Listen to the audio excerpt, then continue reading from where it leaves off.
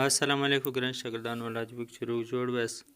راځو د نن سبق ته. د نن سبق چې دی هغه بیا هم د انګریزي بنیادي جملې دي د سپیکینګ دپاره. دا د سپیکینګ دپاره ډېر ښایسته پریکټس دی، خو د نن جملې بیخي ډېرې ښایسته جملې دي، که څه مختصره دي خو ډېرې زیاتې استعمالېدونکې. موږ یې په څلورو ساعت کې بیخي ډېرې استعمالوو. راځئ دا جملې له سره وایستئ په زوره وایئ چې ژبه مو پر واوړي، زده مو شي. Curry is too salty. Curry is too salty.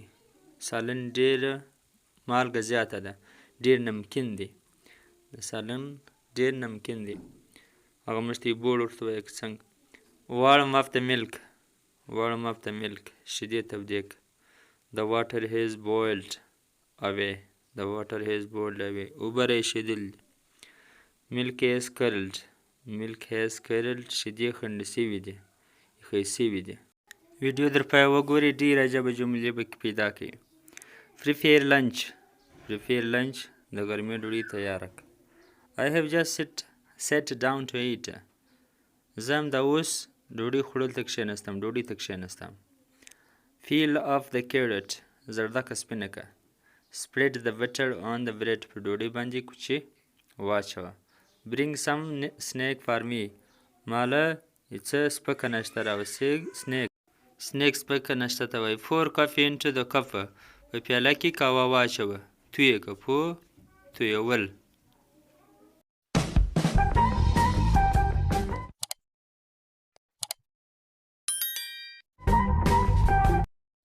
Boil the potatoes. Boil the potatoes. پټاټې وایشو. Sprinkle the pepper. مرچ پر واچوه. تور مرچ پر واچوه. Sprinkle پر پاشل. Squeeze the lemon. Squeeze the lemon. لیمبو کښېکاږه، ونیښتېږه. Let it cool down. Let it cool down. پرېږده چې یخې شي، سړې یې کړه یا یخې کړه. Blow out the candle. Blow out the candle. شمع مړه کړه. Blow out مړه کول، لکه څراغ دی شي. Take off your shoes. Take off your shoes. ګوټونه وکاږه.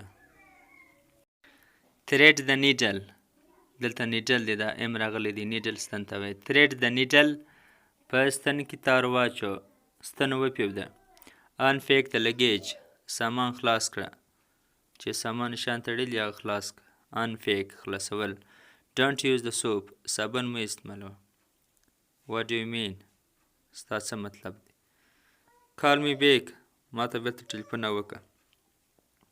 I lost my watch. ما څه ګړۍ ورکه شول یا ما ګړۍ ورکه کړل. I don't know how to use it. ما ته استعمال نه رامعلومېږي چې څنګه استعمال کړم. You should eat a little less. ته باید یې څه لږ ډوډۍ وخورې. little هم لږ ته وایي، less هم لږ. You are a glutton. ته ډوډۍ خورې، خړېمار، ډېر ډوډۍ خوړونکي ته وایي. I appreciate it. I appreciate it. زه دا ستایم. Be calm. چپ شه. I hate you. ما ساسه بد کېږي. What is time by your watch? What is time by your watch? ستا په ګړۍ کې څو بجې دي؟ In your watch نه راځي، هغه کمزور انګلیش دی. I talked with him. ما د ده سره خبره وکړل. Do it gently. په آرام سره وکړه، په شرافت سره وکړه. Speak clearly. صفا وږغېږه. I totally forgot. ما بالکل هیر کړ، راسه هیر شو. We are together. موږ یو ځای یو. ګډ یو. او they said briefly.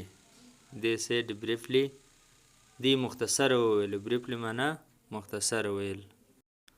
I rarely visit there.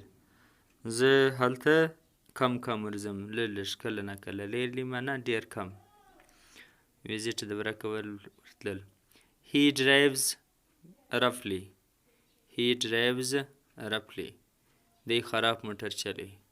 roughly معنا خراب، چې سم یې نه چلوي. نه چلوي یو سم، خو بیا هم غلطې کمزوري پکې په چلو. We will go anyway. بهرحال موږ ځو. خیر موږ ځو. I am perfectly fine. I am perfectly fine. زه بالکل ښه یم. مکمل طور ښه یم. It is truly amazing. It is truly amazing. دا په حقیقت کې ډېر عجبه دی، ډېر ناشوده، ډېر نادر. He did it deliberately. He did it deliberately. دا قصدن وکړي، دا کار یې قصدن وکړي، ارادتن په قصد یې وکړي. He often comes late. He often comes late.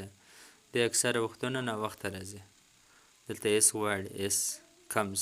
دا د پریزنټ انډیفینټ شمله. نو دا زموږ د نن سبق چې د انګلیش جملو په باره کې ولو.